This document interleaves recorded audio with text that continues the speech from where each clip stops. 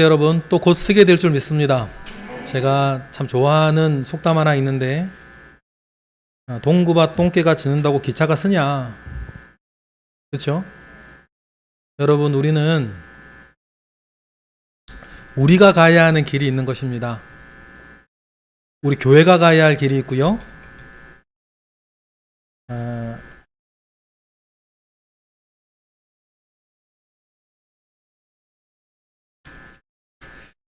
우리 교회가 가야 할 길이 있고, 여러분이 가셔야 할 길이 있어요.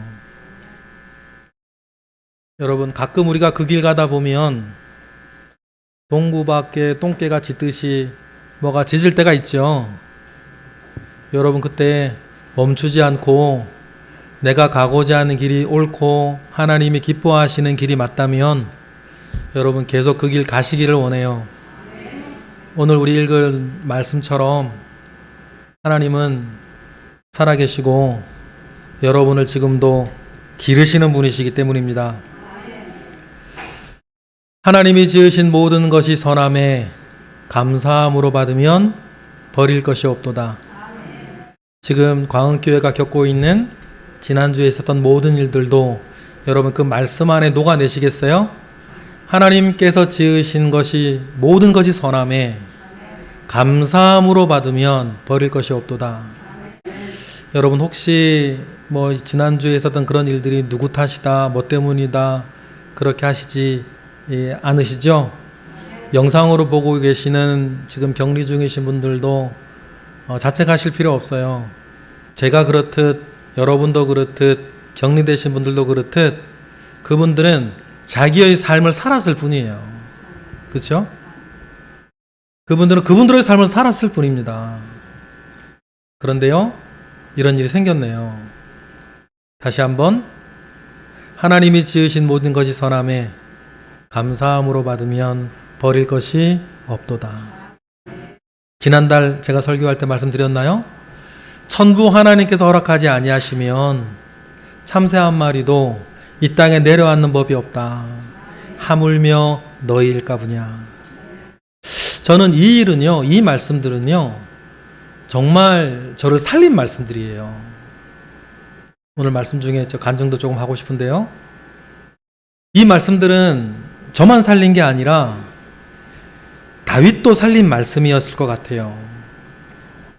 여러분, 오늘 우리가 읽은 이 시편 23편 다윗이 지은 시죠. 제가 책을 좀 쓰고 있는 게 있어요. 제가 쓰고 있는 책 제목이 뭐냐면 다윗 열전이에요. 저는 다윗을 참 사랑합니다. 왜냐하면 어릴 때나 사는 게 저랑 좀 비슷한 것 같아요. 다윗의 인생을 한마디로 요약하면요, 언제나 사람들에게 버려지는 인생, 언제나 사람에게 버려지는 인생이었어요. 여러분, 다윗이요, 이스라엘의 그 위대한 왕인데도 불구하고요, 다른 사람은 엄마 이름들이 성경에 나와요. 그런데요, 다윗은 엄마 이름, 어머니 이름이 성경에 안 나와요. 성경 어디에도요, 다윗의 어머니에 대한 언급이 전혀 없습니다. 왜 그럴까? 그리고요, 다윗의 어린 시절을 한번 보실래요? 다윗은 목동이었어요. 그런데 성경을 좀 되뇌어 보실래요? 야곱에게는 12명의 아들이 있었는데 양치러 내보낼 때는 위에 맛부터 10번째까지 10명을 내보냈어요. 베냐민은 어렸고 요셉은 채색 옷 입고 집에서 놀았죠? 그것이 미움받는 이유지 않았습니까, 요셉이? 양을 치는 일은 되게 고되고 외롭고 힘든 일이고 위험한 일이었어요. 그래서 언제나 이렇게 나이 많은 사람들 집안에서 여러 명 보냈어요. 그런데 이상해요. 이세 집안에서는요, 다른 형제들은 집 근처에서 놀고 있고 다윗 혼자 양치로 나가요. 왜 그럴까? 심지어는요, 하나님께서 사무엘에게 내가 이새의 아들들 중에 기름 부어 왕으로 세울 것이니 너는 가라 하셔서 사무엘이 이새의 집으로 갑니다. 베들레헴으로 가요. 그리고 이새한테는 네 아들들을 다 불러 모아라. 하나님께서 그 아들 중 하나에게 기름 붓겠다 말씀하셨어요. 이새가요, 아들들을 다 불러 모아요. 그런데 누구는 안 불러요? 다윗 안 불러요. 하나님께서 모여있는 아들들을 다 보는데, 사무엘이 보는데 아무도 하나님께서 이 사람이다 하고 말하지 않는 거예요. 그래서 사무엘이 이새에게 묻죠. 네 아들이 이게 다냐? 그때 이사가 뭐라 그러는지 아세요? 하나 있는데 멀리 양치로 갔다고. 좀 이상하죠? 왜 이새는 그때 다윗을 부르지 않았을까? 사실 이새는요, 다윗을 아들 취급하지 않았어요. 어느 날 엘라 골짜기에서 블레셋과 이스라엘이 전쟁을 벌입니다. 그때 이새의 아들들이 출전해요. 다윗은 소년이라 나이가 어려서 전쟁에 참여하지는 못했죠. 아버지가 다윗을 부릅니다. 전쟁터에 있는 네 형들에게 양식, 도시락을 좀 갖다 주고 와라. 여러분, 그 어린아이 전쟁터에 신부름 보내면 뭐 물으셔야 돼요? 어떻게 얘기하셔야 돼요? 조심해라. 조심해서 갔다 와야 돼. 그렇게 얘기해야 되잖아요. 근데 이새가 그때 뭐라 그러는 줄 아세요? 다녀왔다는 증표 받아와라. 조심하라는 얘기 안 해요. 다녀왔다는 증표를 받아오라 그래요. 왜 그랬을까? 도시락을 들고 이새가 전쟁터에 갑니다. 그리고 장형 엘리압에게 도시락을 갖다 줄 때요, 이 위험한 전쟁터까지 도시락을 가지고 왔으면 형이 뭐라고 말해야 돼요? 고맙다, 수고했다, 아이고 조심해서 가라, 다치지 않게, 위험하니까 일로 가라, 그렇게 말해줘야 되잖아요. 근데 다윗 형이 다윗에게 뭐라 그런지 여러분 기억하세요? 내가 어릴 때부터 너희 완악함을 아노니 네가 전쟁을 구경하러 왔도다. 욕을 해요. 여러분 보십 좀 이상하죠? 아니 다윗이 어렸을 때부터 무슨 잘못이 있길래 집안에서 그 내돌림을 당했을까? 아버지는 아들 취급 안 하고 형들은 동생 취급 안 하고. 어렸을 때부터요, 다윗은 사람들로부터, 심지어는 가족들로부터 버려지는 사람이었어요. 왜 그럴까? 성경을 제가 참 많이 찾아봤어요. 그런데 성경에 단 한 군데 다윗이 자기 어머니를 스쳐 지나가듯 언급하는 장면이 한 구절이 있어요. 시편 51편 5절이네요. 다 읽어볼까요? 시작. 내가 죄악 중에서 출생하였으며 어머니가 죄 중에서 나를 잉태하였나이다. 이 구절이요, 다윗이 성경 유일하게 어머니에 대해서 말한 것도 아니고 스쳐 지나가듯 어머니에 대해서 말하는 거였는데 뭐라고 말해요? 어머니가 자기가 뭐 중에서? 죄악 중에 출생하였다. 자기의 어머니가 죄 중에서 나를 잉태하였다. 이렇게 얘기를 하는 거예요. 그러면 여러분 무슨 뜻인지 좀 아시겠죠?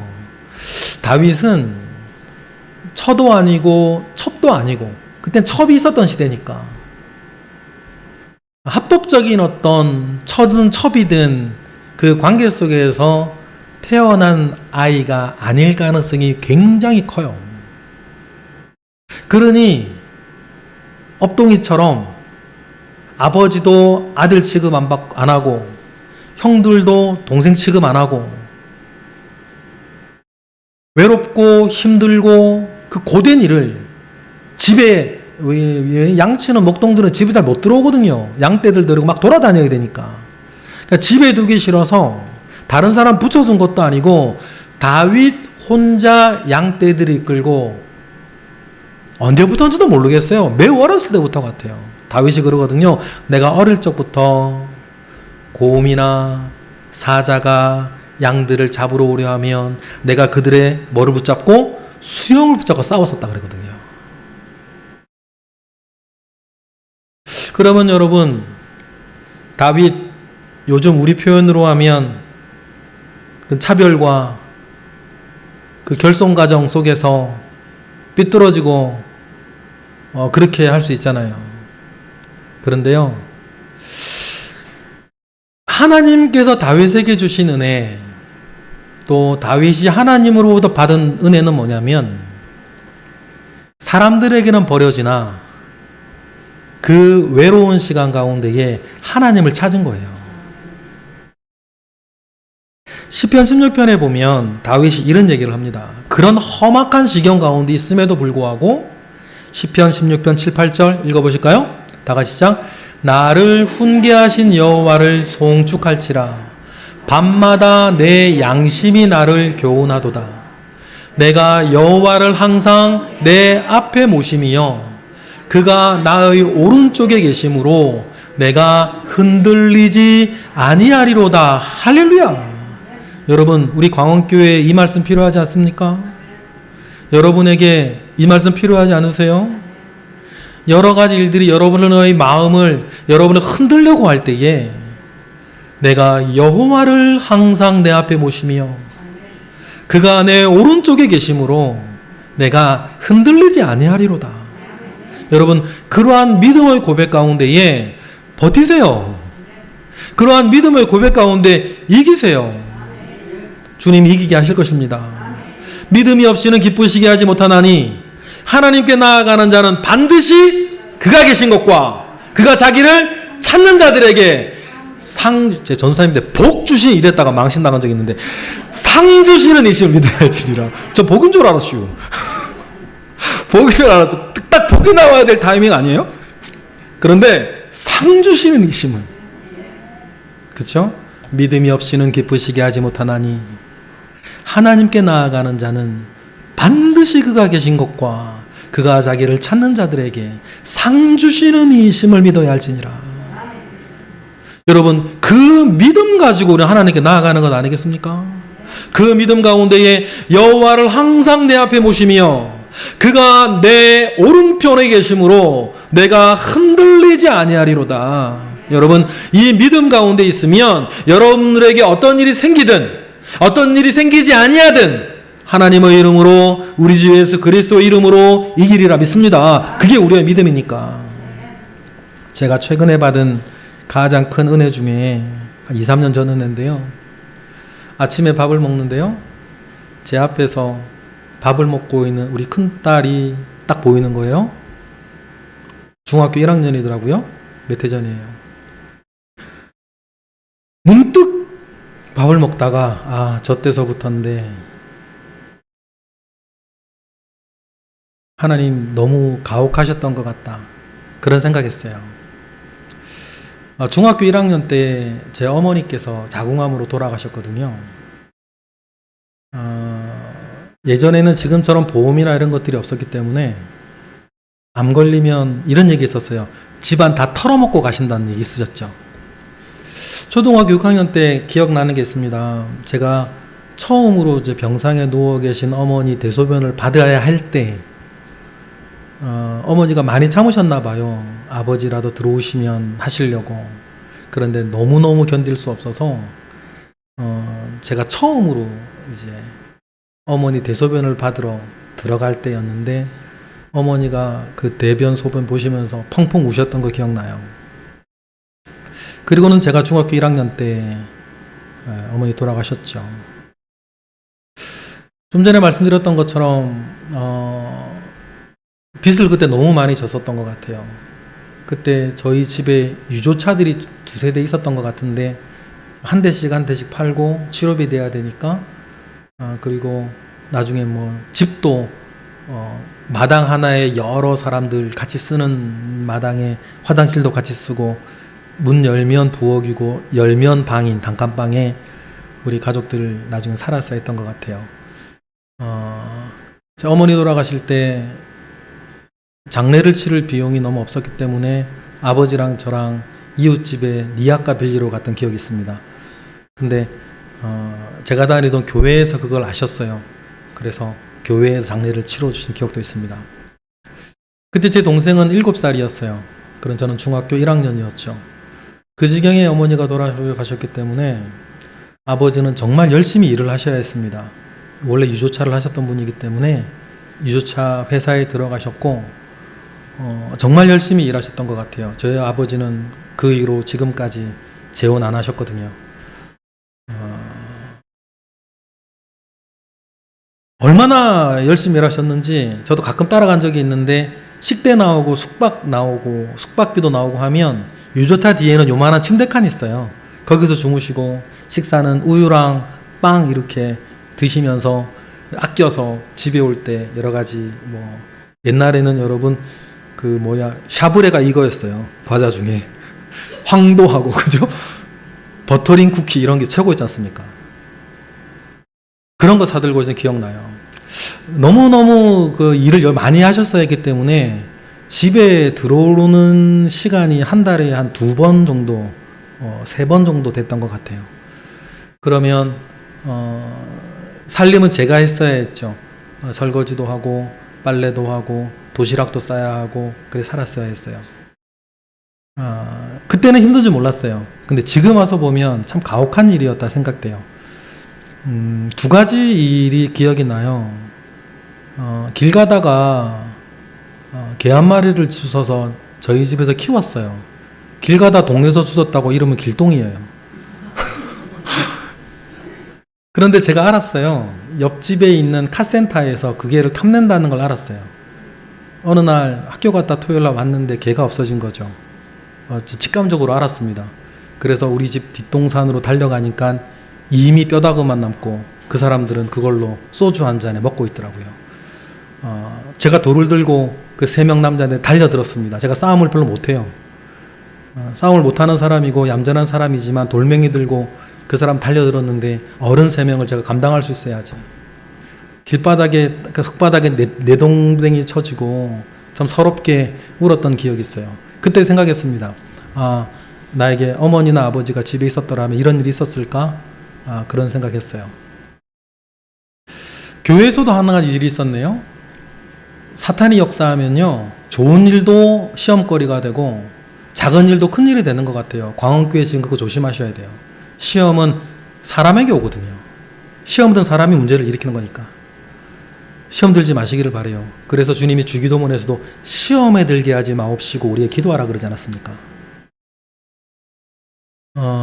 그때 우리 교회, 제 집 울산인데 울산에 있는 우리 교회 담임 목사님은 학부 때 성악을 전공하신 분이었고 대학원을 이제 목회학을 전공하셔서 목회를 하시던 분이었어요. 노래를 참 잘하셨어요. 매년 연말이 되면 음악회를 여셨어요. 독창회를 여셨죠.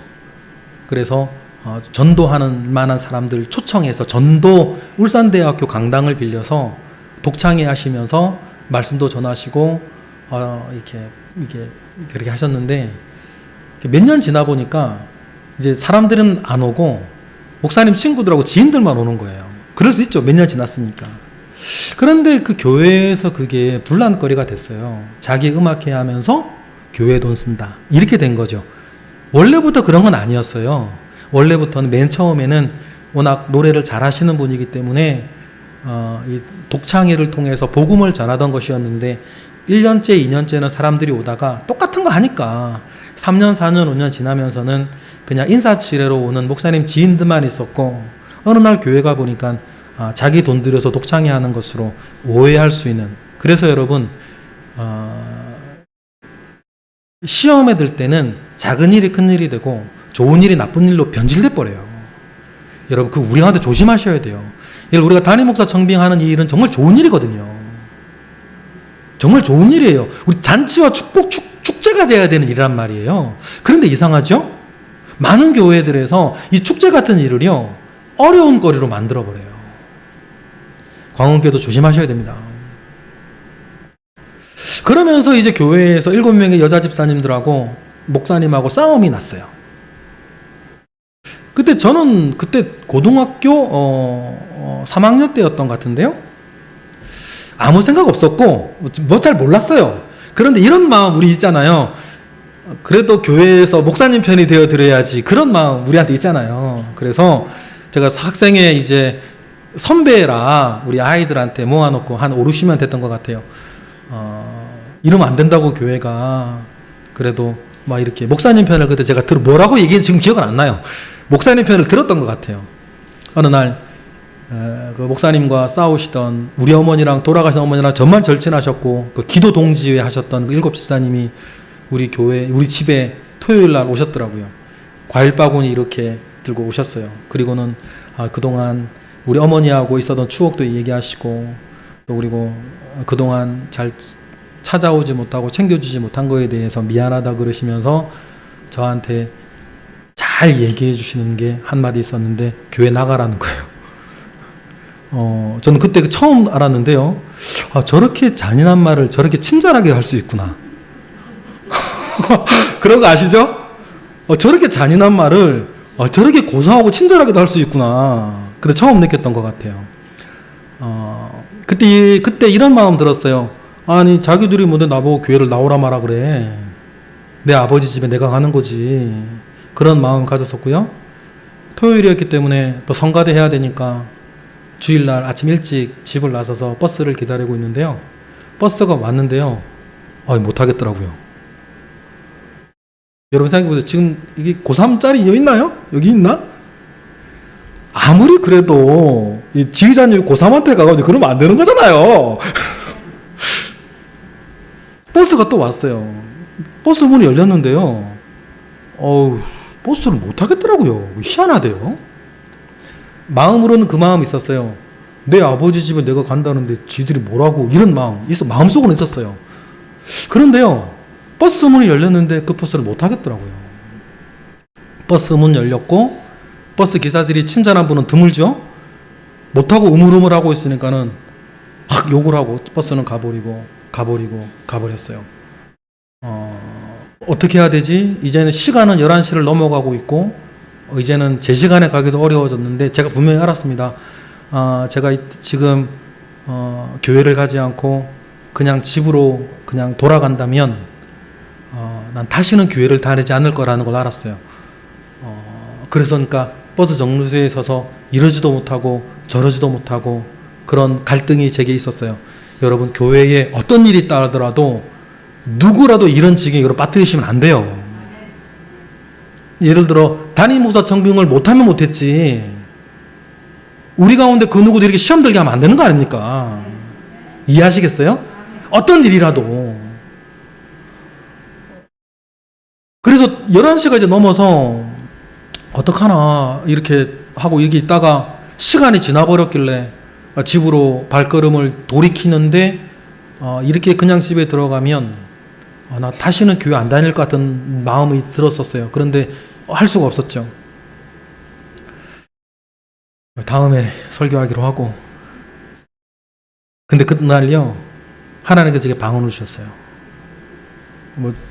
각설하고. 하나님이 그날 제게 방언을 주셨어요. 그 방언의 의미 제가 알았어요. 전 방언을 사모한 사람이 아닙니다. 저 장로교 출신이에요. 여태까지 내가 받았던 성경 공부는 방언, 성령의 은사, 성령의 역사는 사도 시대의 끝이고 그 뒤로부터는 성령의 역사 없다라고 하는 고신책에서 자랐어요. 그런데요, 그날 하나님이 제게 방언을 주셨어요. 그 방언의 의미를 제가 알았습니다. 사람은 나를 버리고 교회는 나를 버린다 할지라도 하나님 날 버리지 않으셨구나. 그 방언이 저를 살렸죠. 그러면서 말입니다.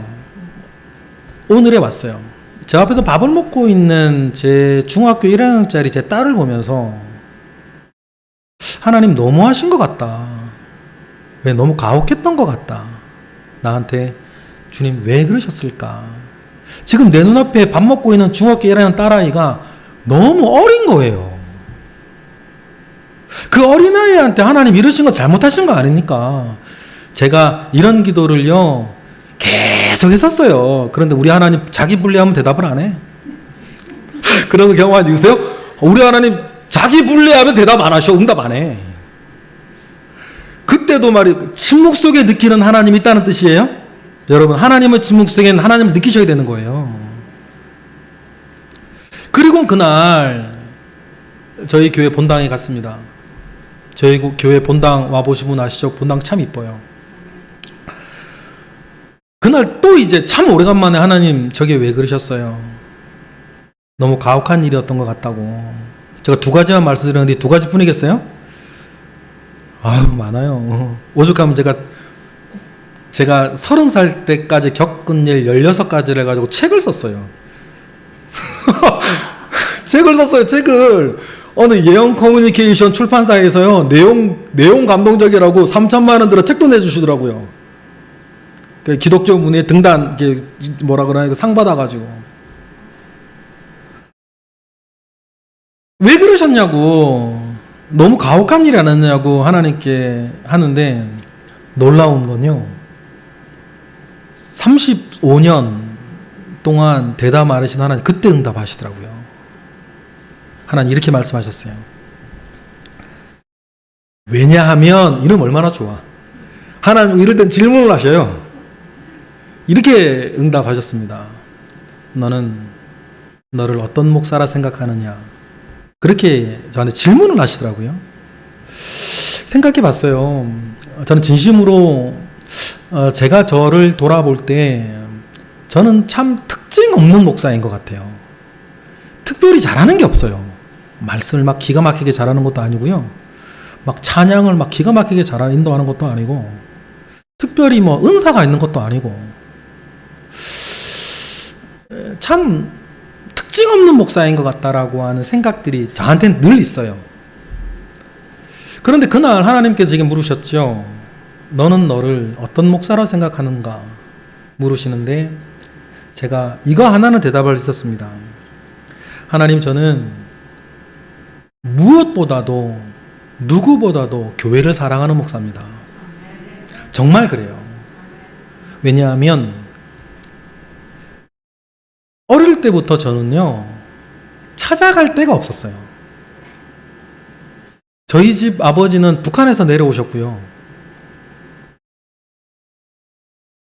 그렇기 때문에 우리 집안에, 우리나라에 뭐 친척도 없어요.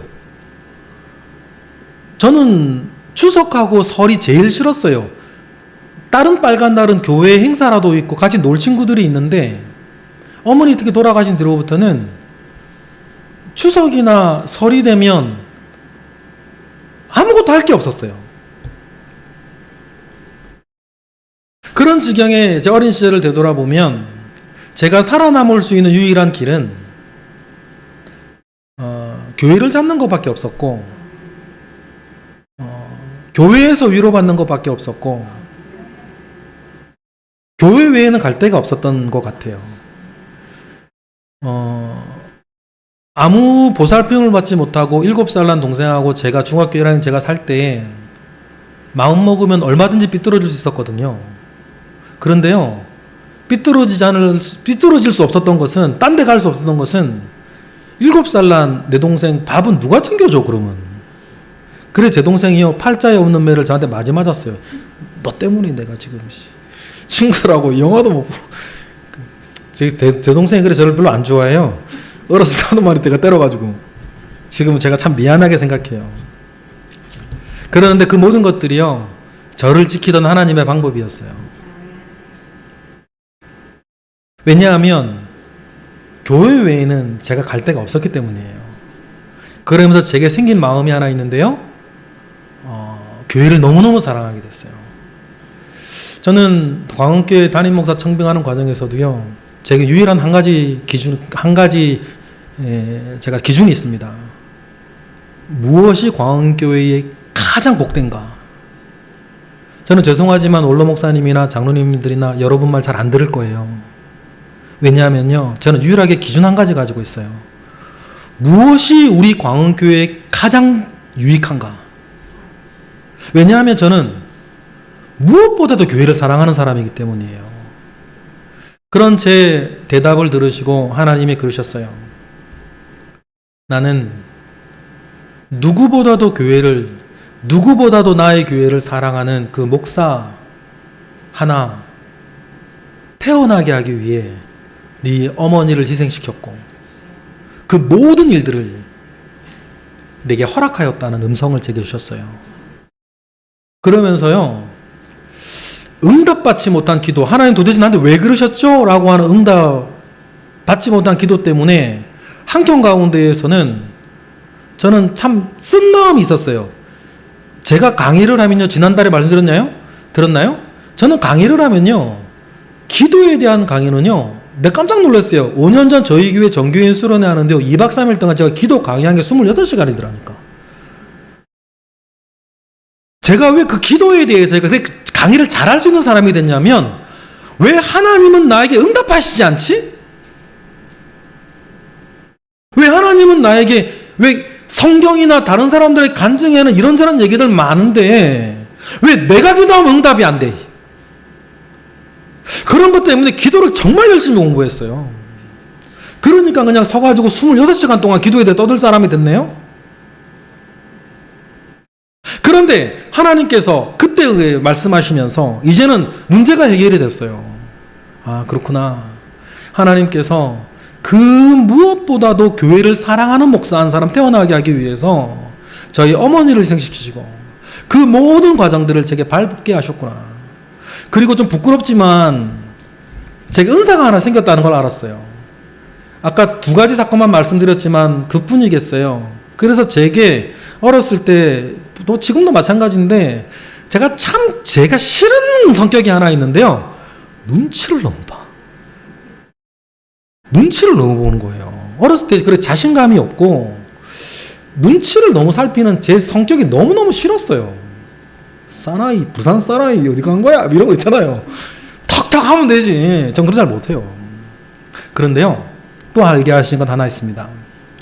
사람들을 눈치를 이렇게 보며 살았던 시간들이, 그것이 은혜 아래 감사함으로 받으니까 목회할 때에 성도들의 마음을 헤아리는데 너무 유익하다는 걸 알았어요. 그래서 아시다시피 거룩한 성동교회는 교회도 새로 짓고 담임 목사님 교체되고 하는 과정에서 아무런 불협화음이 없었죠. 우리 교회가 품고 있는 은혜도 있지만 또 원로 목사님의 인품과 그 영성이 깊은 것도 있지만 또 다른 하나는 뭐냐면 제가요, 눈치를 잘 보기 때문이에요. 다시 말해 목회적으로 얘기하면 우리 성도들의 마음을 헤아리는 것에 하나님이 능하게 하셨어요. 그것이 제게 눈에 보이지 아니한 은사라면 은사인 것 같아요. 그리고 다윗으로 돌아와 봅시다. 시간이 많이 갔네요. 다윗은 늘 사람들께 버려졌어요. 그러면서 다윗에겐 내가 하나님 아니면 살 수 없는 그 마음을 불어넣어 주셨죠. 그리고 오늘 우리가 읽은 시편 23편 말씀, 다윗의 인생을 말하는 성경 아니겠습니까? 1절에 여호와는 나의 목자시니 내게 부족함이 없으리로다. 여러분, 늘 사람에게 버려지는 다윗이었어요. 어렸을 때뿐입니까? 골리앗을 죽이고 나서 이스라엘이 영웅이 됐을 때에는 자기 장인어른 사울에게 버려지고 자기 아내에게 버려지고, 다윗 잘못이긴 하죠. 밧세바 사건 이후에는 국민들로부터 버려지고, 그리고 자기 아들들에게 버려지고, 구테타 일으켜서 다윗을 예루살렘에서 내쫓은 사람이 자기 넷째 아들 압살롬이었잖아요. 그럴 때 여러분, 다윗은 참 고된 인생을 살았어요. 다윗이 행복했다, 우리 인간적으로 행복했다라고 싶은 기간은 헤브론에서 왕이 돼서 예루살렘으로 수도 옮기기 전 한 7년 정도. 평생의 그 7년 정도를 제외하고는요, 언제나 사람들 앞에 버려지는 아픔 속에서 다윗은 살았습니다. 그런데 너무나 큰 은혜는 뭐냐면 사람들에게 버려지고 하나님을 얻은 사람, 그 사람이 다윗이에요. 그러니 여러분, 우리가 읽은 1절 말씀 이제 이해하시겠어요? 여호와는 나의 목자시니 내게 부족함이 없으리로다. 2절 그가 나를 푸른 풀밭에 누이시며 쉴만한 물가로 인도하시는도다. 3절 내 영혼을 소생시키시고 자기 이름을 위하여 의의 길로 인도하시는도다. 그러며 살면서 겪는 모든 일들, 내가 사망의 음침한 골짜기로 다닐지라도 해를 두려워하지 않을 것은 주께서 나와 함께 하심이라. 주의 지팡이와 막대기가 나를 안위하시나이다. 그리고 6절을 읽어볼까요? 다 같이 읽어볼까요? 6절 시작. 내 평생의 선하심과 인자하심이 반드시 나를 따르리니 내가 여호와의 집에 영원히 살리로다. 이 다윗의 일생 전체를 말씀하고 있는 이 시편 23편을 보면 우리가 하나님 아버지 앞에서 오늘 나의 삶을 어떻게 받아들여야 되는가? 늘 사람들에게 배신당하고 사람들에게 버려져서 늘 하나님께 나아갈 수밖에 없었고 하나님을 찾아내야지만 살 수 있었던 다윗은 하나님은 그를 가리켜 이렇게 말했습니다. 내 마음에 합한 자요. 새 번역엔 이렇게 얘기합니다. 내 마음에 맞는 자요. 다윗이 그런 모진 인생을 살 때 오늘 말씀 제목처럼 하나님은 저를 그렇게 길러내셨던 것처럼 하나님은 다윗을 그렇게 길러내셨어요. 시편 78편 70절 보니까 이렇게 되어 있네요. 읽어볼까요? 시작. 또 그의 종 다윗을 택하시되 양의 우리에서 취하시며 7절까지 다윗을 양 우리에 취하셨어요. 그래서 다윗을 어떤 사람이 되게 하실 거예요? 71절 젖 양을 지키는 중에서 그를 이끌어내사 그의 백성인 야곱 그의 소유인 이스라엘을 기르게 하실 사람으로 키워내셨어요.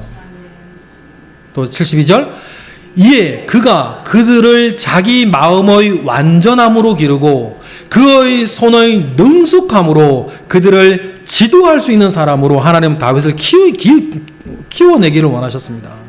그래서요 목동 일을 하면서 네가 이 양들을 살피듯 이스라엘을 살피고 양들을 먹이듯 이스라엘을 먹이며 그 일을 하는데 능수능란한 자가 되도록 하나님은 참 많은 일들을 다윗에게 허락하셨죠. 좋은 일도 있었고 때로는 우리가 쭉 살펴봤던 다윗의 어떤 짧은 인생처럼 늘 사람들한테 버려지고 상처받고 배신당하면서 그로 하여금 하나님을 얻게 하사 그 일들 속에서 다윗을 이스라엘이라고 하는 큰 양을 맡아 기르고 다스릴 왕죄로 하나님은 다윗을 키워내셨던 것입니다. 오늘 말씀을 우리가 오늘 마무리하면서 하나님께서 오늘 광은교회에 허락하신 사건들이 있습니다. 지난주에도 어떤 일이 있었고 지난달에도 어떤 일이 있었고 재지난달에 어떤 일이 있었습니다. 그 일 없었으면 그런 일이 안 생겼으면 좋았을 텐데 왜 생겼을까? 여러분 개인사에도 이런 일 저런 일 없었으면 좋겠는데 내게 그런 일들이 왜 생겼을까?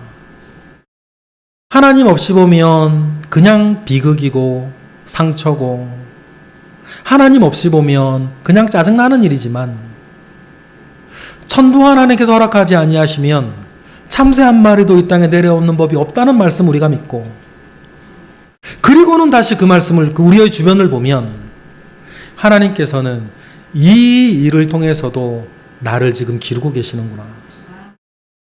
하나님은 이 일을 통해서도 우리 광은교회를 기르고 계시는구나.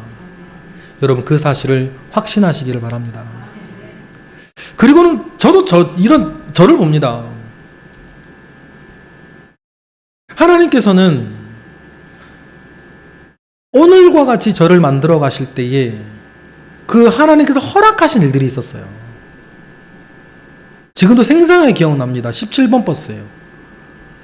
버스 문 열렸는데 못 하겠는 거예요. 그리고 우리 길동이 얘기도 해드렸습니다. 그 일뿐이었겠습니까? 그런데 지금 저는 이제 알겠습니다. 정말 교회 사랑하는 목사 한 사람을 하나님 키워내기 위해서 그 모든 일들이 필요했다는 것을 저는 이제 인정하겠어요. 그런 것처럼 여러분 한 사람 한 사람을 기르시는 하나님이 계십니다. 그 하나님을 기억하고 오늘 나에게 허락하신 모든 일들을 뭐로 받으면? 감사로 받으면 버릴 것이 없다 라고 하는 그 믿음 가운데에 서시고 승리하시는 우리 모두 되시기를 주님의 이름으로 축복합니다. 기도하겠습니다. 하나님 감사합니다. 나의 나 된 것은 주의 은혜라 이야기하였던 사도 바울의 고백을 오늘 우리가 기억하나이다. 우리도 오늘의 이 모습까지 오게 하셨던 하나님의 손길 기억하오니 앞으로도 하나님께서 우리를 만들어 나가실 것도 우리가 기대하며 오늘의 삶에 성실케 하시고 은혜롭게 하시고 선하게 하시고 충성되게 하옵소서. 예수 그리스도 이름으로 기도드렸나이다. 아멘.